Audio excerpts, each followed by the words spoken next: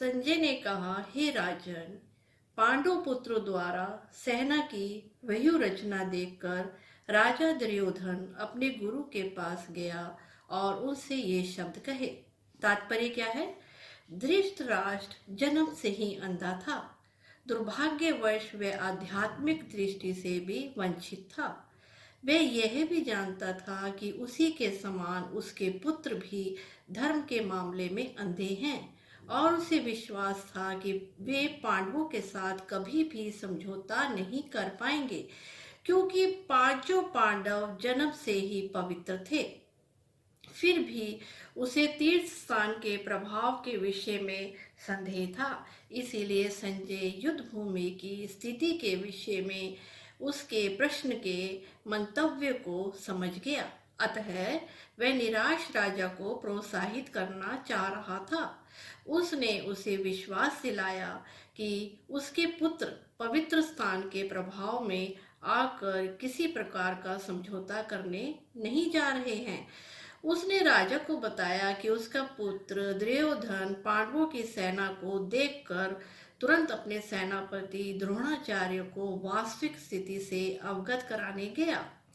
यद्यपि दुर्योधन को राजा कहकर संबोधित किया गया है, तो भी स्थिति की गंभीरता के कारण उसे सेनापति के पास जाना पड़ा।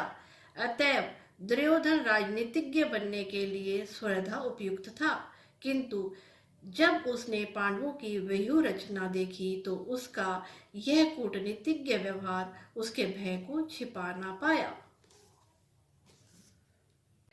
हे आचार्य, पांडव पुत्रों की विशाल सेना को देखे, जिसे आपके विद्यमान शिष्य द्रुपद के पुत्र ने इतने कौशल से व्यवस्थित किया है। तात्पर्य क्या है इसका? परम राजनीतिज्ञ दुर्योधन महान ब्राह्मण सेनापति द्रोणाचार्य के दोषों को इंगित करना चाहता था। अर्जुन की पत्नी द्रौपदी के पिता राजा द्रुपद के साथ द्रोणाचार्य का कुछ राजनीतिक झगड़ा था। इस झगड़े के फलस्वरूप द्रुपद ने एक महान यज्ञ संपन्न किया, जिससे उसे एक ऐसा पुत्र प्राप्त होने का वरदान मिला जो द्रोणाचार्य का वध कर सके।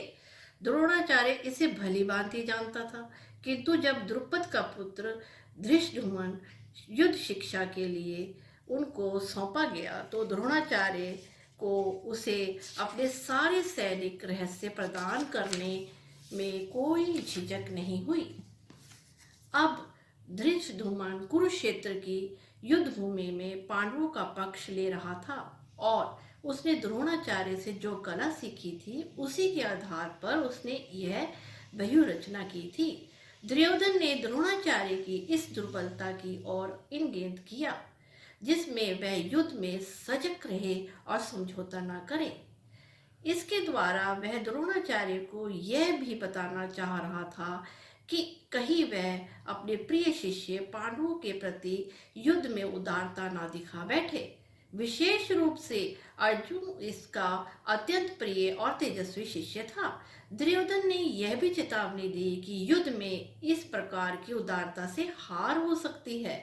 इस सेना में भीम तथा अर्जुन के समान युद्ध करने वाले अनेक वीर धनुधर हैं, यथा महारथी युयुधान, विराट तथा द्रुपद। तात्पर्य यह है, यद्यपि युद्ध कला में द्रोणाचार्य की महाशक्ति के समक्ष धृष्टद्युम्न महत्वपूर्ण बाधक नहीं था, किंतु ऐसे अनेक योद्धा थे जिनसे भय था।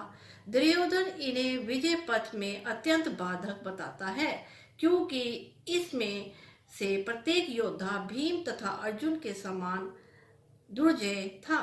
उसे भीम तथा अर्जुन के बल का ज्ञान था, इसीलिए वह अन्यों की तुलना में इन दोनों से करता था। इनके साथ ही धृष्टकेतु, चेकितान, काशीराज, पुरुजित, कुंतीभोज तथा शैव्य जैसे महान शक्तिशाली योद्धा भी हैं।